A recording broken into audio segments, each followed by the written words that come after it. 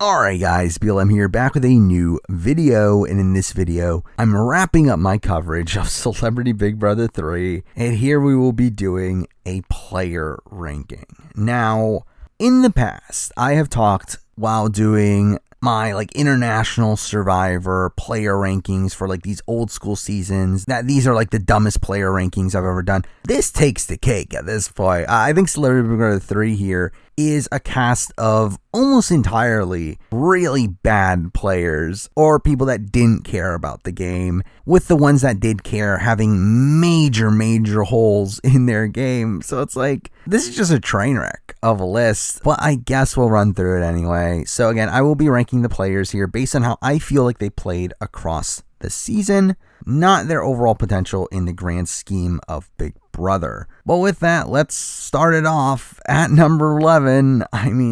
We have Katan, I guess. He didn't play. He was there. He never actively did anything and eventually quit the game. Which again, not saying his quit was unwarranted, but more so it's what'd he do? He didn't do anything. And the crazy thing is that if he had gotten to the end somehow, he probably would have won. Now, it probably wouldn't have happened because Todrick and Misha pretty much won out, but still, Katan probably wins the jury vote, even though he didn't do anything. He was there, really slept most of the time that he was there. He wasn't hated, that's something. But again, didn't really play the game, never actively did anything in the game. He's here at number 11. Now number 10, moving on. Someone that I really like, but again, they just did not play well, and that is Mirai. Now, again, the question with Mirai is that I do feel there is a lot that we just don't truly know. There's a lot that we hear about, but we don't necessarily know exactly what happened. We know that supposedly Mirai had a meltdown in week 1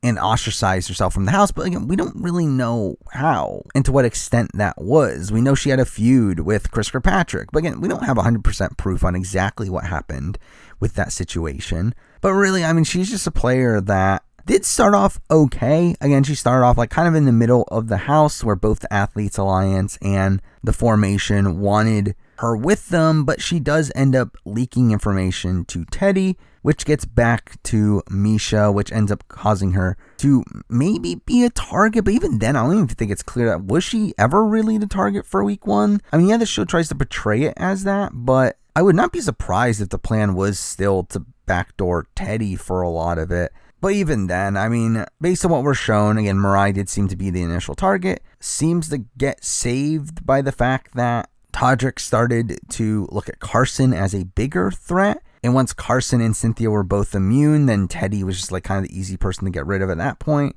But even then, it would have been a close vote. She definitely would have had the Carsons and Cynthias of the world voting against her. Kirkpatrick wanted to vote against her, so obviously, that's not ideal. Obviously, Kirkpatrick targets her the very next week. And while part of that is just unlucky circumstances of the worst person for Mirai winning HOH, it also was a position where it did benefit Kirkpatrick to target Mirai in that situation, even from circumstances outside of their feud. So it's Mirai, again, really did not play well. But again, I think a lot of that comes down to, again, I don't think this is a good cast for her. She is someone that is much younger than the other players. When the next oldest player on the cast is Misha, who is 7 years older than Mirai, and the majority of the cast is 20 years older than her. Again, there just wasn't really much connective tissue for Mirai there. I do think she seems to be an okay strategic mind and an okay challenge competitor, but it's we didn't really see much of that on this season.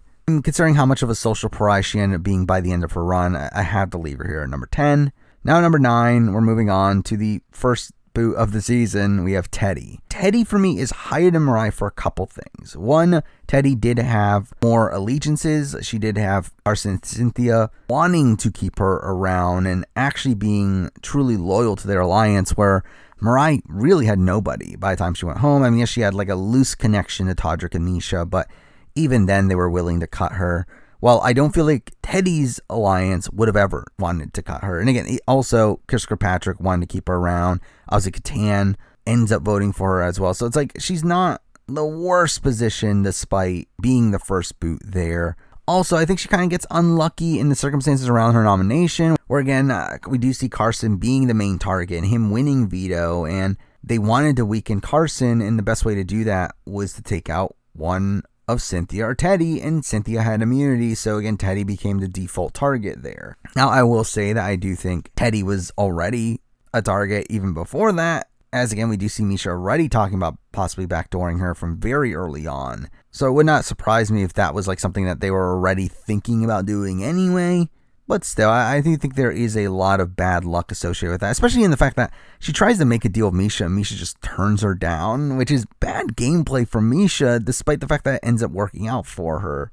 Also, we do see Teddy pitch to Misha right before nominations that seemed to be somewhat effective, to where, again, based on their show, it seemed like she didn't want to backdoor her immediately afterwards. That being said, though, again, I don't think Teddy is that great of a player. I mean, she seems like fine enough for most aspects, but her campaigning was pretty bad. Specifically in her campaigning to Todrick's allies, that she is targeting Todrick, which is just terrible gameplay there. So again, it's a very mixed bag, but again, I feel like the fact that she had more people backing her is enough to put her above Mirai here at number 9. Now number 8, we're moving on to a person who made it much further in the game, but similar to Katan, didn't care about the game, and that person is Lamar.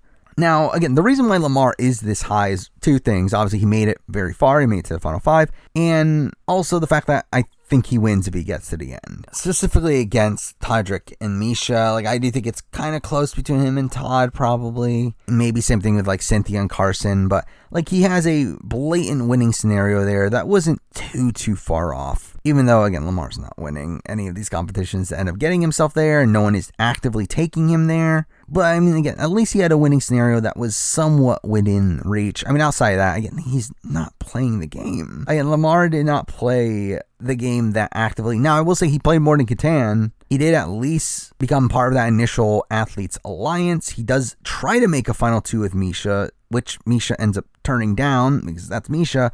And he does end up, trying to target Misha and Todrick by the end of his run. But, I mean, realistically, he is a player that was just very passive throughout the entire game. And also one that never really gained any semblance of power. And also wanted to quit the entire time and didn't care about being there. So, again, tough to put him too high. He's here at number 8. Now, number 7. We're moving on to someone that also made it very far and came very close to winning, but I think played terribly outside of that. And at number 7, we have Cynthia. Again, 3rd place. One competition from winning the game. She wins the game against Todrick for sure. Probably wins against Misha, though I think a lot of that vote will be more so determined by how angry the jury actually is at Misha. But, I mean, Cynthia almost wins this game. She's right there. But, again, I don't think she plays well throughout it. I mean, again, in the beginning, she was part of the initial core majority, had a very strong alliance with Carson and Teddy, also had very good relationships with Todrick and Shayna, but really, I mean, she's kind of just in the back pocket of Carson throughout a lot of the game. Now, I will say that Carson was willing to give up his game for Cynthia, so that's something, but again, it's not because, Cynthia actually did anything actively in order for him to do that. And again, the game was really just happening around her, with her really just being kept around because she is an easy person to beat in competitions, and there's just so many other bigger threats out there to where literally everyone else was a bigger threat than her, and she couldn't win the competition to save her life. She is really just grouped in with Carson in most situations, and really is the one that was most susceptible to Todrick's manipulation, where she is the person that fully goes all in and believing the exaggerations about Shayna that ends up convincing Carson that it is the right move to target Shayna, which is obviously terrible. So it's that's all bad. I do think she was kept around because she wasn't good at competitions, and also because she had a strong relationship with Todrick, but not because of anything active she was doing. She just legitimately had a good relationship with Todrick, to the point where she wanted to take Todrick to the end, not because she thought she would beat him, but because she thought he was the best player. So, I mean, again, really, there's nothing that good to say about Cynthia here. Really, the only reason she's this high is because she made it to the end, she made the final 3, and also still had winning scenarios at that point.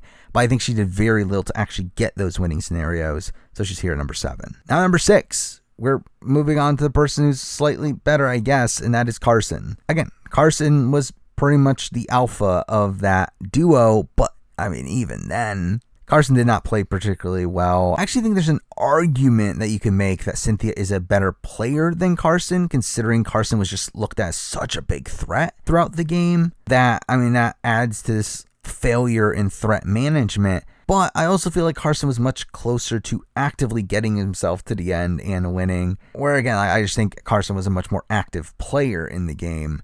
And I think would have for sure won the game in most scenarios had he gotten to the end. While I think Cynthia was mostly banking on the bitterness from Misha and Todrick. Also, Carson was better in competitions. He does win a veto and an HOH. Now, again, obviously he doesn't use his HOH in the way that he should have, where he gets rid of an ally of his and leaves himself open to having both Todrick and Misha still targeting him the next week. And even then, Todd is actually the one that ends up getting him out. I also feel like Shayna using the veto on him had very little to do with what Carson was actually doing. Really, just in general, Kirkpatrick and Shayna siding with Carson and Cynthia, I think had very little to do with what Carson and Cynthia were doing, but more so by how dominating of figures Misha and Todrick were in the house, along with the fact that they initially wanted to still continue playing the middle. Also, I feel like Carson probably goes home if he doesn't win that first veto. He probably goes home in most of the situations had Kirkpatrick or Shayna not won comps along the way to keep them safe. So again, I don't think Carson played that well either, but it's a step above Cynthia just because he was a bit more active in the game and had more winning scenarios. So he's here number 6. Now number 5, we're moving on to the earliest boot left on the board. And here we have Kirkpatrick. And when I have a player that actively backdoored himself as the number 5 player on this list, you know this list is bad. But again, Kirkpatrick, I think, is a player that has potential. If we're looking at his potential in any given Celebrity Big Brother season, I think he's actually probably one of the better players on the board. I think the problem is that, again, he gets hung up on this concept of him wanting to play with honor and integrity and him really just not wanting Misha or Todrick to win, which ironically secures that they end up winning. But I just don't think he cared about his own game by the end of it. It's like he cared more so about having the good people win than himself winning. Now, I will say that, again, I think he plays pretty well for the first week and a half. I think during the Misha HOH, again, he aligns himself with Misha, becomes a solid part of her alliance. And while he fails to get his way in trying to get Mirai out, he eventually does the very next week, while also, again, does it in a way that allows him to still play the middle, with him keeping Carson and Cynthia safe to go after Misha and Todrick. But it is by the end of this round that his game starts to crumble a bit. I mean, he does have this backdoor Todrick plan that he starts to execute, but then cancels, despite the fact that there was so much talk about it already, which could obviously easily backfire on him. You have him continuing to ruin his relationships with Misha and Todrick, to the point where Todrick recognizes that Kirkpatrick is against him and launches a smear campaign against him, which again is terrible gameplay from Todrick in the fact that he manages Chris there really terribly, but is also poor gameplay from Chris that he makes it so apparent to Misha and Todrick that he is going after him. And this entire plan to have Shayna use the veto on Carson in the hope that Todd goes on the block is completely asinine. Obviously to Kirkpatrick, who goes home directly because of it, but also to Shayna, and really considering Chris's plan at this point was to help Shayna win the game. This is just all really dumb. And once he's on the block against Cynthia, again, he's a goner at that point. I don't think Kirkpatrick played a good game on this season, but he was well enough positioned for the first half of his game. That's something. And that's what leaves him here at number 5. At number 4, very similar things about this person. This is a person that I think the general fan base has kind of gotten a bit overblown by how good of a player they are, largely due to the fact that she was likable and went out in a way that a lot of people didn't like. But again, I don't think she's that good of a player. And at number 4, we have Shayna. Now, I'm saying she's not that good of a player and she's at number 4, which again just shows you the caliber of this cast. Now, Shayna is essentially a slightly better version of Kirkpatrick. Slightly better in the sense that I think she was better at playing both sides in the week 1, where again, I think week 1, Kirkpatrick did a good job at aligning with Misha, while Shayna did a bit of floating in that week, playing both sides. While she was loyal to the formation, she does end up flipping on them once she knows that's a sinking ship and goes to Misha's side, makes a deal with Misha, and also has this final 2 deal with Kirkpatrick that gives them all the power in round 2. again, by the end of the week, though, at the point where like everyone knows about the Todrick backdoor plan, the fact that they don't go through with it is just really bad in terms of that information is obviously going to eventually get back to Todrick. And really, a lot of people talk about Shayna as if like she literally did nothing to Todrick. Like, Shayna does backstab Todrick and Misha. Like, as much as like people don't like to hear it because people hate Todrick, like Todrick legitimately was backstabbed by Shayna and Chris Kirkpatrick, where they had believed that they had a Final Four deal. And again, them openly turning on Misha and Todrick, especially after they used the veto. And again, I've talked about the move to use the veto on Carson, and it's just so asinine. Again, getting rid of your number one ally, the only person that actively wants to take you to the Final Two in a season with a Final Two, at the time the Final Eight, is insane. Like, it is insane that this is even a thing that even come across their minds as a thing to do, to risk that Chris Kirkpatrick goes home here. Now, again, like, they thought that Todd was going up as the back door, but like, why? Like, I mean, I know that they heard Misha say that, but like, it makes no actual logical sense for that to be happening, and they did no work in trying to make sure that Todd is the back door. So like, I just really think this was terrible gameplay on Shayna's end to be using the veto here. And then we see the very next week, the person that she saves in Carson doesn't even end up believing her. And again, I think part of this is due to the impressiveness of Todrick's lie, which again is also a thing that I don't think people will give Todrick credit for, where I think a lot of people own it to Carson and Cynthia's innateness. But again, I think the way that Todrick frames the lie against Shayna is in a way that he is able to frame her using the veto on Carson as a self-interested move on Shayna's end that makes her look even more duplicitous, considering she uses the veto to get rid of a person that she had a Final Two deal with. Which again, I just think is bad from a perception standpoint. The fact that you are willing to risk your number one ally, the one that everyone knows is your number one ally, risk that person going home in order to slightly better your position in the game. Like, I think that is bad gameplay in itself. Again, I think once Todrick flips the game on her, like, Shayna pretty much just gives up. Like, she doesn't really try to campaign to flip the votes or even just to change Carson's mind. Like, she's completely ineffective in doing that. Like, I mean, to me, like, Shayna plays a pretty bad game on this season. Which, again, it's funny that she's at number 4 here because, again, like, at the end of the day, like, she did, again, play both sides for first week and a half, just like Kirkpatrick. I think she was better at playing both sides for a bit of the game and obviously lasts around longer. But outside of that, I don't think Shayna played that well either. Now, if we're talking about on a more grander scale of how these players are as players in the grand scheme of Big Brother, then I think Shayna's probably an average player. But in terms of the game that she played on this season, it is really bad, but it still lands here number 4. Now, number 3, I mean, I think it should be clear who the top 2 are, even though I'm sure people will disagree on one of the top 2. But at number 3, we do have Todd. Again, I don't think Todd played that well either. But Todd was in a position where he wins the game if he gets to the end, and he was pretty close to doing so. And he was at the Final Four in a position where he had just won the Final 6 HOH and Final 5 veto, and almost had won the Final 4 HOH, to where if he had done so, he only needed one more comp to win the entire season. That is, again, like, pretty close to winning the game there. Outside of that, I mean, he really didn't do that much. I mean, in week 1, he ends up being screwed over by the Mon twist, though doesn't really end up affecting much as Teddy just goes home anyway. And really is just riding along with Misha and Todrick for a lot of the season, going with whatever they're doing and voting out Mirai and then Chris Kirkpatrick and then Shayna. During his HOH week, he decides to target Carson while keeping Todrick and Misha safe, despite the fact that he openly campaigns against them by the end of the week and trying to get Lamar and Cynthia target them, which again begs the question of why he didn't do it himself, where I do think the duo of Todrick and Misha is much more dangerous than Carson and Cynthia, where again, Carson is a big jury threat and probably is the biggest jury threat on the board, but is also much less likely to run the table as Todrick and Misha end up doing. But I mean, he did seem to have a knack for like really random competitions, like the bobsled one and the drinking one. And again, he seemed to have a bit of a surge at the end there.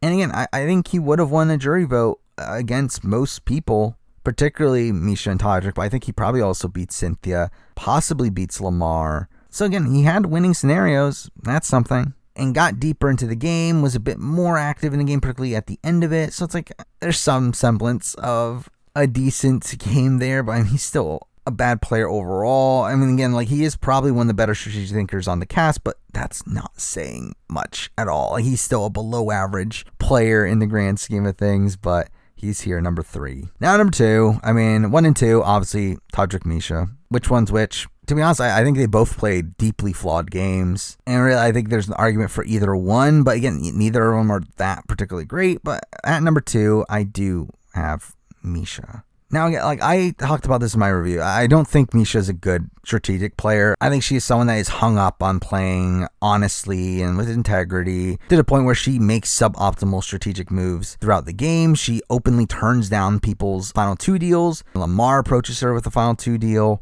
She just straight up turns down. She turns down Teddy deal at the HOH week. She fails to commit to Kirkpatrick as well. That's all really bad. She's the one to suggest to Carson that they backdoor Shayna, which is an asinine move, considering it just gives Carson more time to realize that he's being tricked and potentially back off of the plan, especially considering, again, backdoor at the final 7, where only one person isn't playing. Again, they got lucky Shayna didn't play, but that should not have worked. I mean, she largely gets saved in the Shayna round because of the work of Todrick. And while you can give her some credit for like not messing it up, there's a level of she was someone that talked about honesty and integrity, and that caused Carson to trust her word because of that. I really just, again, don't think she did much actively well from a strategic front. Or again, like, her strategic game was essentially Todrick. Again, I think when left to her own devices, she is a terrible strategic player. But I think everything good she did strategically was because Todrick told her to do so. I mean, like, again, like, she wanted to put up Todd on the week that Kirkpatrick went home, where if she had done so, she would have lost a number in Todd, and the game would have completely swung in the other direction. And to be fair, Misha and Todrick won at least one of the 2 comps for the rest of the game. But still, I mean, she almost makes a pretty bad move there. She doesn't actively position herself at the end of the game to where Cynthia was obviously taking Todrick to the end. And again, not because she thought she would beat Todrick, but because she actually respected Todrick more. And in the opposite case, Todd wanted to take Misha to the end because he didn't respect her and he didn't think she was going to win, which obviously changed after he left the house. But really, I don't think people respected Misha. And that's the thing also, is that I don't think Misha wins the game against anybody but Todrick. I think Todrick's the only person that she ends up winning, which again is a scenario that she decided to go to the end in because of her relationship with Todrick, not because she thought that she would win against Todrick. It was again her playing up this factor of her playing with honesty that ends up lucking her way to a win there. And again, I talked about this also, is that, yes, she wins a lot of competitions. Again, she wins 4 HOHs, 2 vetoes, which is very impressive for Celebrity Big Brother, to where she wins half of the HOHs across the season. But again, I feel like she had a pretty weak field here in terms of who to compete against. Also, it's like the rounds that she didn't have some semblance of immunity, she was being saved by the more strategic game of other people, in the fact that Kirkpatrick wanted to play both sides. You obviously have Todrick's move to get Shayna on the block. You have Todrick just winning final 5 HOH that keeps her safe.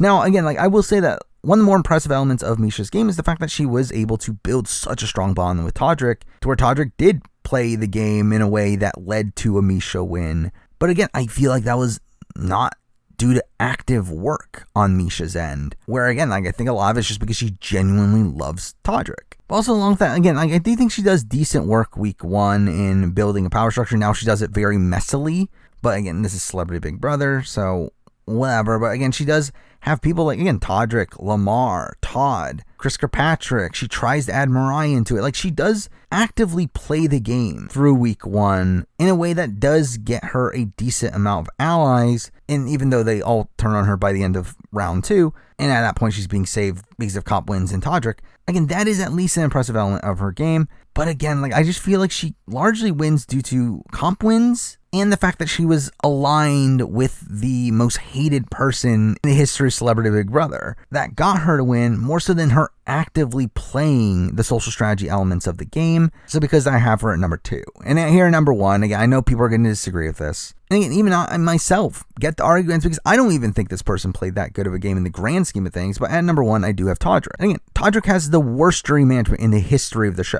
Like, I think worse than Paul in BB19. Like, Todrick had no care for the jury at all. Like, the only person that he had any semblance of true jury management with was Mirai, which she ends up losing her vote anyway, and then I guess Cynthia.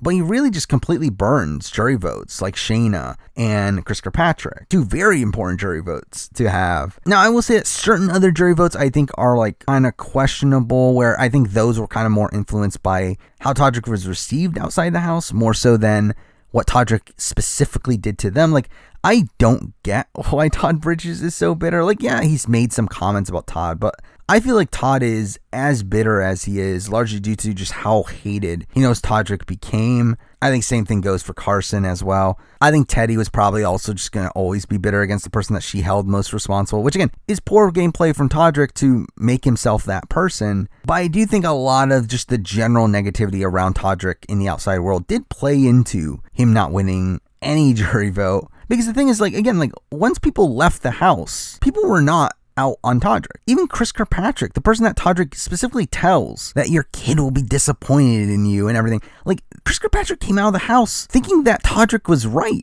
Like, he specifically says in his exit interview that he feels bad for what he did about Todrick. Like, where, like, again, like, I think if people were voting, like, how they felt immediately after they left the house, I do think Todrick would have had a much better chance here. Now, obviously, that's not how juries work, and I think in a real-life scenario, if they were in a jury house, I think eventually Chris Kirkpatrick would have flipped. Obviously, Shayna and Teddy were both very angry at him already. Lamar was not the biggest Todrick fan either. So it's like, I mean, there definitely were negative feelings. But again, like, Todd was high on Todrick when he left. Cynthia obviously leaves at the last second and does vote for Todrick. So it's like, I do feel like a lot of this is like the outside world affecting how people perceive Todrick and like obviously seeing him on the feeds and like all this stuff there. But like, I feel like if we're taking Big Brother into a bubble, I don't think it's a guaranteed thing that he would have lost a sequestered jury vote. And also just beyond that, again, like, I think Todrick ran the season strategically. I mean, while there were some hazy points here and there, I do think within the course of the house, I think for sure he had the most control in the game. And again, not because he was a GOAT. That is not how they perceived him in the house. They actually thought he was the biggest threat while in the house. Todd and Cynthia both openly talked about how they think that Todrick is going to win if he gets to the end. I mean, again, week one, he pretty much decides how that week plays out, where he decides to flip on the formation, this initial core majority that he was a part of, to side with Misha.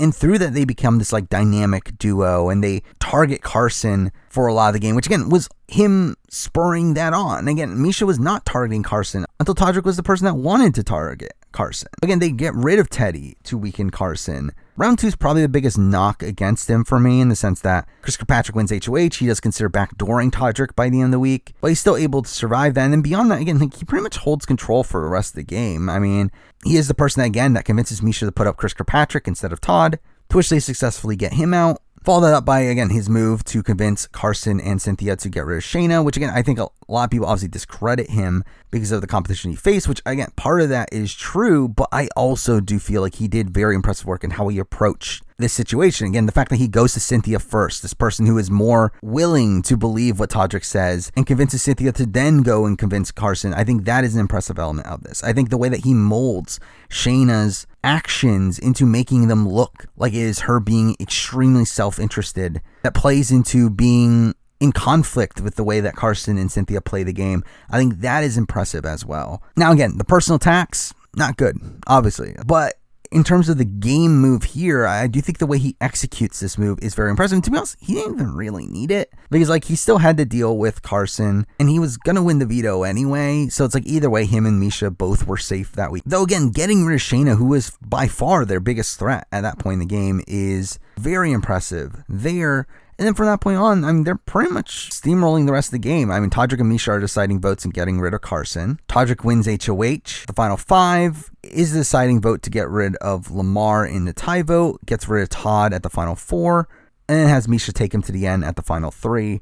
Again, like, it is an impressive game on paper. And the problem is the way that he acted across the season that really ruins it. Where, I mean, I'll be honest, even with this being Celebrity Big Brother, I don't know if he even wins even without the personal attacks. Where, like, I think either way, Teddy was not voting for him. Lamar was probably not voting for him. Shayna, even before her hearing about what Todrick said, still did not particularly like him. So really just his all-around jury management left a lot to be desired. But again, in terms of how he navigated the game, to me, he is by far number one. And I think he is the biggest influence in why Misha ends up winning the game, where I don't think Misha would have won the game had it not been for Todrick. Or Todrick is still probably in a decent position to get to the end had it not been for Misha. Or Todrick in general just had more options in the game and was more active in the game and executed his plans in the game. So again, if you want to say that Todrick isn't number one, then I get it. Because like, to be honest, Todrick would not be number one if Misha was a better strategic player. Like, if she had been more competent strategically, she would by far be number one. But I just think she is a really bad strategic player and is also one that had poor jury management to the where, like, I don't think Misha wins against anybody but Todrick. So considering, like, I don't even think Misha's that much better in that aspect of the game, I think considering the fact that Todrick is just much more impressive in the strategic elements of the game, I do have to land him here number one. But there we go. I mean, that's my player ranking of Celebrity Big Brother 3. I mean, they're all bad. Again, like, Todrick and Misha, despite being far and away 1 and 2, are both still mediocre players and have massive holes in their games. So that's the list. Again, probably the dumbest ranking I'll do. We'll see. I'm sure there'll be dumber ones down the road. But either way, I mean, that is the end of my videos on Celebrity Big Brother 3. Obviously, we still have Big Brother Canada 10, Survivor 42, Australian Survivor. A lot of stuff still coming up, so stay tuned for videos on those things. But for now, that is the video. Thank you for watching.